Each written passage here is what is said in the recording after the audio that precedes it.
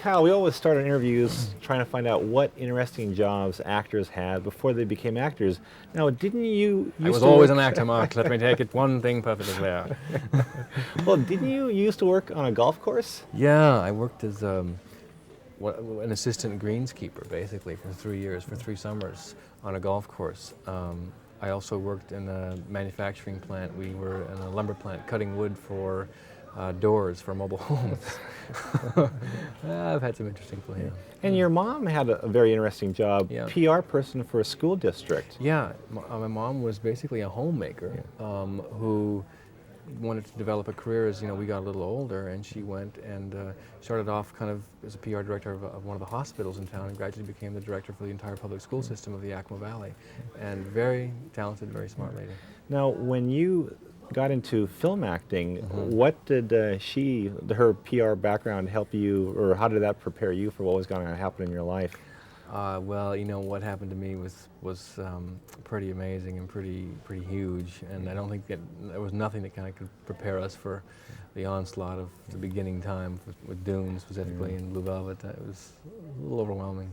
Well, let's talk about Dune for a second. Yeah. How difficult was that for you? Because I know originally, wasn't there a sequel clause in that film that tied you up from 5 sequel accepting?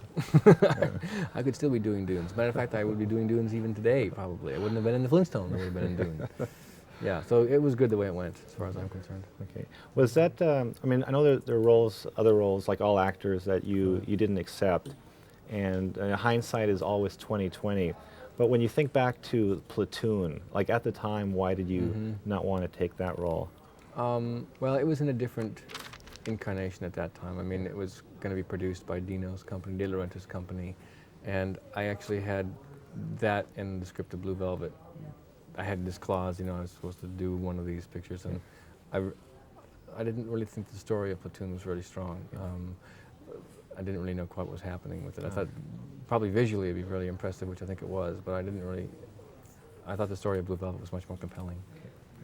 So. Okay. Now, turning to the Flintstones, I know on the surface it would seem like the film would be a natural, but was there any hesitancy on your part? Because I know, like Popeye with Ron Williams kind of like nosedive, but were you a little bit concerned about what it might turn out?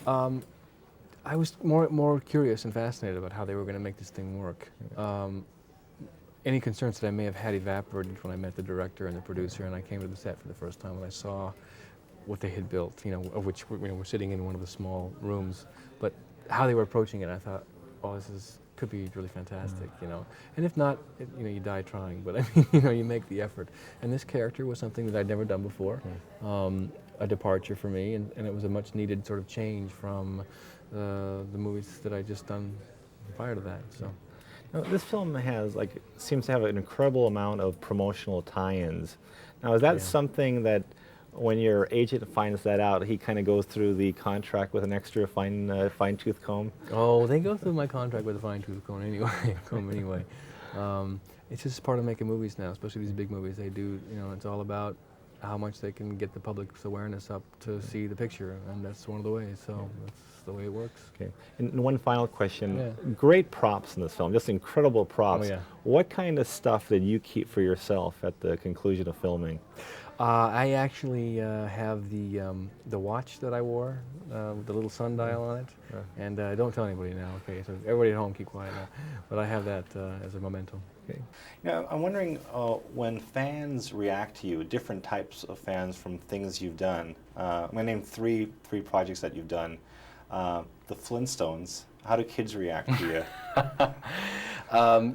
They don't recognize me right away. Usually it's the parents that say, he was the evil Cliff Vandecape, and of course then you watch them run from the room. But they're pretty cute.